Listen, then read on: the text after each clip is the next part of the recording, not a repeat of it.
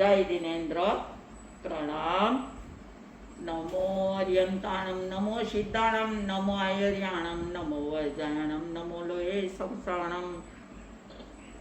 એશોપન્નમુકારો શવપાવપણાસણો મંગલાણમ ચ સવેસીમ પટમમ હવૈ મંગલમ.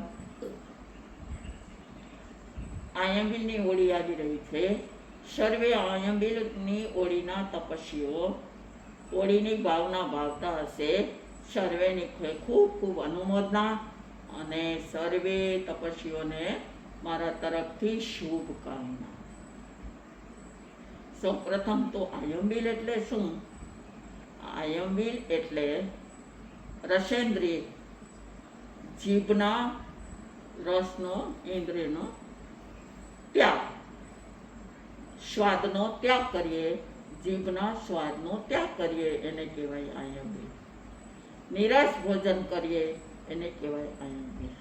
વિગય રહિત ભોજન કરીએ કે દૂધ, દહીં, છાશ, સાકર, ગોળ, ખાંડ વગેરે વિગયનો ત્યાગ કરી અને આપણે જે ભોજન કરીએ એને કહેવાય આયંબિલ.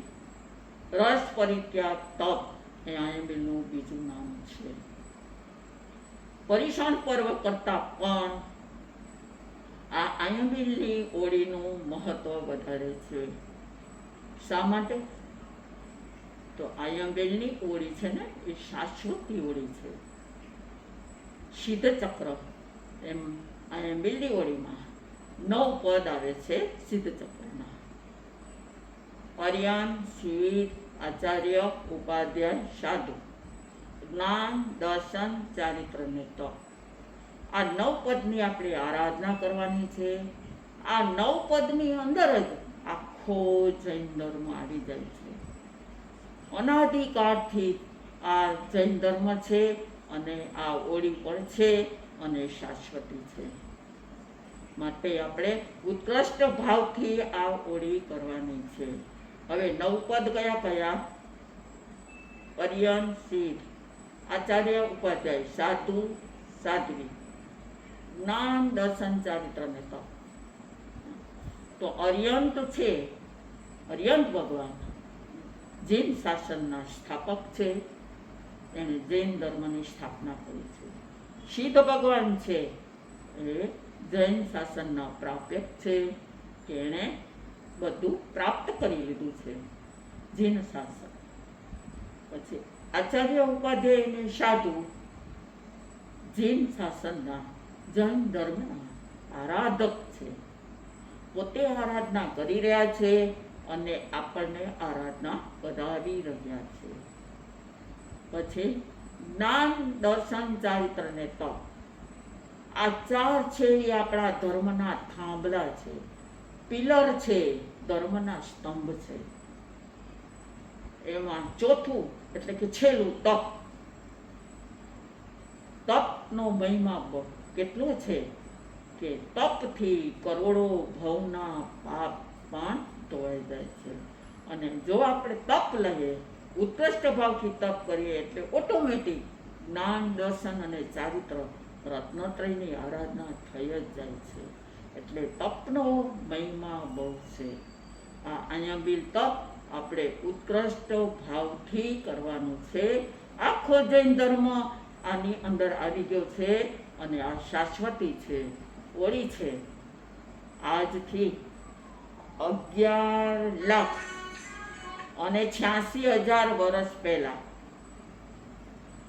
20મા તીર્થંકર મુનિસુરત સ્વામીના સમયમાં મુનિચંદ્ર સુરીશ્વરજી મહારાજ સાહેબ હતા. આચાર્ય મહારાજ સાહેબ હતા, તપસ્વી હતા અને જ્ઞાની હતા. એની પાસે સિપાલ રાજાને મૈણાસુંદરી દર્શન કરવા જાય છે અને મૈણાસુંદરી પૂછે છે કે આ સિપાલ રાજાને કોઢનો રોગ થયો છે તો શું કરીએ તો મટી જાય? ત્યારે આ મહારાજ સાહેબ સિપાલ રાજાને સિદ્ધ ચક્ર આપે છે. જ્ઞાની છે, એને ખબર પડી જાય છે કે આ સિપાલ રાજા 3 લોકમાં અમર થઈ જશે અને એના દાખલો લઈ અને બધા આંબીલની ઓળી ઉત્કૃષ્ટ ભાવથી કરશે. એટલે એને સિદ્ધ ચક્ર આપે છે અને 4.5 વર્ષ સુધી, વર્ષમાં 2 વાર 81 આંબેલ કરવાના અને બધી વિધિ બતાવે છે. શ્રીપાલ રાજા અને મહિના સુધી ઉત્કૃષ્ટ ભાવથી આંબેલની ઓળી કરે છે. જ્યાં જ્યારે ઉપસર્ગ આવ્યા શ્રીપાલ રાજાને ત્યારે ચક્રેશ્વરી માતા અને વિમલેશ્વર દેવ એની સેવામાં હાજર જ હતા, કારણ કે ઉત્કૃષ્ટ ભાવથી આંબીલની ઓળી કરી રહ્યા હતા. આ શ્રીપાલ રાજાને આંબીલની ઓળીના પ્રભાવથી, એના પુણ્યથી શ્રીપાલ રાજાને 9 કન્યા, 9 પત્ની, 9 રાજ્ય, 900 હાથી, 900 રથ, 9000 ઘોડા અને 9 લાખ પાયદળ સૈનિક. એની પાસે 9 લાખ 9 કરોડનું સૈન્ય હતું. બધું એને 9 કરોડ સોનૈયા, એવું બધું શ્રીપાલ રાજાને 9 મળે છે અને 9 દીકરા. અને 900 વર્ષ સુધી શ્રીપાલ રાજાએ રાજસુખ ભોગવ્યું. પછી ત્યાંથી જ 9મા દેવલોકે જાય છે અને 9 ભાવ પછી શ્રીપાલ રાજા 9મા ભાવે મોક્ષ પદને પ્રાપ્ત કરશે. આ શ્રીપાલ રાજાના અને મહિણા સુંદરીના ગુણલા રાસમાં ગવાય છે. આ શ્રીપાલ રાજા અને મહિણા સુંદરી ને યાદ કરીને, એના ગુણને યાદ કરીને, એની આરાધનાને યાદ કરીને આપણે પણ ઉત્કૃષ્ટ ભાવથી આંબેલની ઓળી કરવાની છે. ઇતિહાસમાં જઈએ, હિસ્ટ્રીમાં, તો કેટલા બધા મહાન તપસ્વી થઈ ગયા કે જેને આપણે નામ લઈએ, જેને આપણે વંદન કરીએ તો પણ આપણા કેટલાય ભવના પાપ ધોવાઈ જાય છે.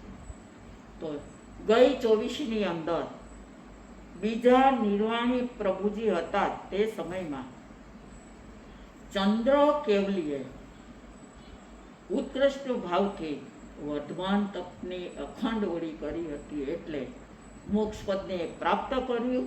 અને આ ચંદ્ર કેવલીનું નામ 84 સુધી, 84 નહીં પણ 824 સુધી, 824 સુધી ચંદ્ર કેવલીનું નામ અમર રહેશે. ધન્ય છે એ ચંદ્ર કેવલીને. બીજા આપણે યાદ કરીએ ઋષભદેવ ભગવાનની દીકરી સતી સુંદરીને. સતી સુંદરીએ 60,000 આંબેલ કર્યા હતા. અને શા માટે કર્યા હતા? તો કે એને દીક્ષા લેવી હતી. દીક્ષાની આજ્ઞા નથી મળતી એટલે એણે આંબેલ કર્યા. અને ભરત રાજાએ અને દીક્ષાની રજા આપી. તો એ સતી સુંદરીને 60,000 આંબેલ કરનારને આપણે વંદન કરીએ. પછી સતી દમયંતી, પૂર્વભવની અંદર સતી દમયંતીએ અખંડ 524 આંબેલ કર્યા. તીર્થંકર તપ કર્યું હતું અને ઉત્કૃષ્ટ ભાવથી તપ કરીને 24 તીર્થંકરને લલાટમાં સાચા હીરાના તિલક ચડાવ્યા હતા. ધન્ય છે સતી દમયંતીને. પછી દ્વારકાની અંદર શું આવવાનું હતું? ઉપદ્રવ આવવાનો હતો. દ્વારકા બળીને ભસ્મ થવાની હતી. ત્યારે શ્રી કૃષ્ણ ભગવાન નેમનાથ ભગવાનને પૂછે છે કે હવે શું કરું? ત્યારે નેમનાથ ભગવાને કીધું કે દ્વારકાની અંદર કાયમ માટે આંબેલ થશે ત્યાં સુધી દ્વારકા નગરીને કાંઈ કોઈ વાળ પણ વાંકો નહીં થાય. દ્વારકા નગરીની અંદર 12 વર્ષ સુધી આ આંબેલની સાંકળ હતી. એક દિવસ હું કરું, એક દિવસ તમે કરો, એક દિવસ બીજા કરે, એવી રીતે 12 વર્ષ સુધી આંબેલની સાંકળ ચાલુ હતી અને દ્વારકા ત્યાં સુધી બચી ગઈ હતી. ત્યાર પછી આવે છે દ્રૌપદી.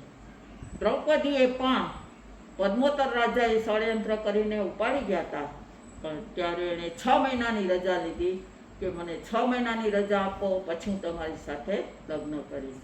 પણ દ્રૌપદીએ 6 મહિના સુધી છઠ્ઠને પારણે આંબેલ કર્યા, અને 6 મહિનામાં 5 પાંડવ અને શ્રી કૃષ્ણ ભગવાન એને લઈ આવે છે.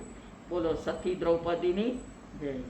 ઘણા અણગારે દીક્ષા લઈને ભગવાન પાસે અભિગ્રહ લીધો કે હું આ જીવન છઠને પારણે છઠ કરીશ, અને પારણામાં આયંબિલ.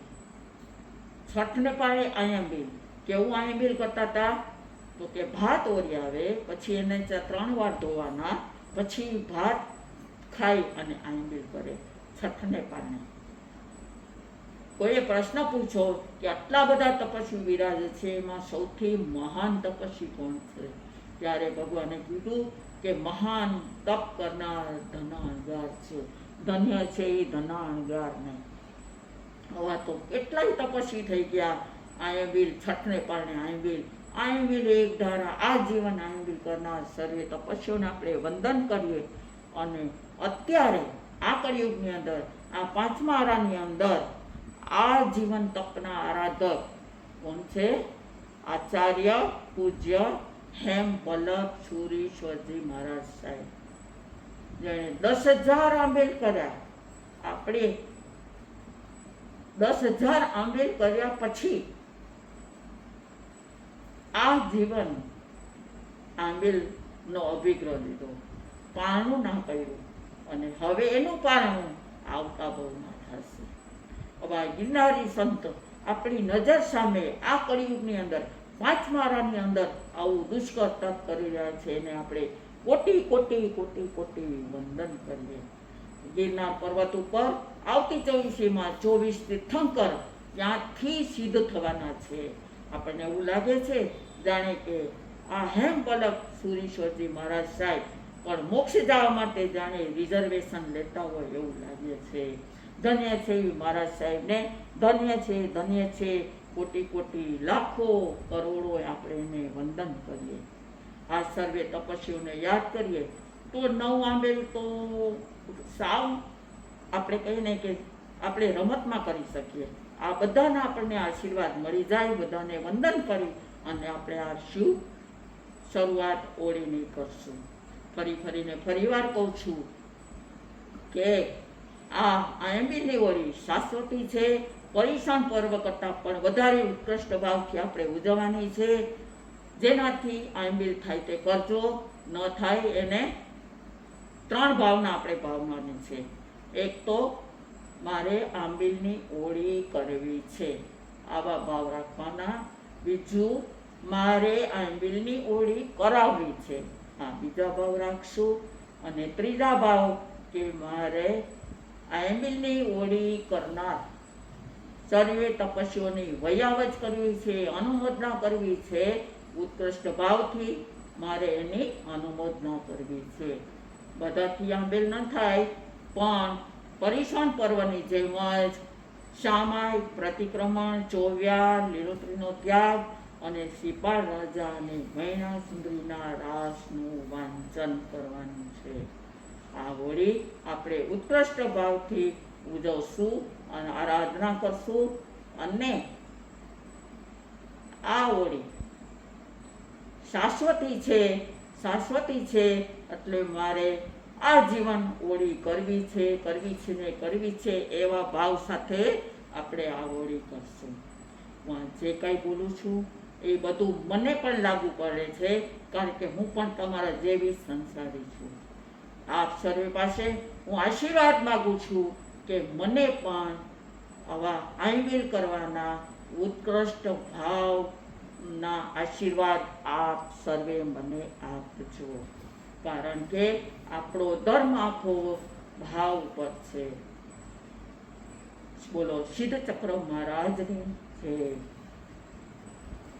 આયંબિલ તપનું કરો આરાધન, અવસર ચાલ્યો જાય છે, અવસર ચાલ્યો જાય છે ને સમય સુનેરી જાય છે.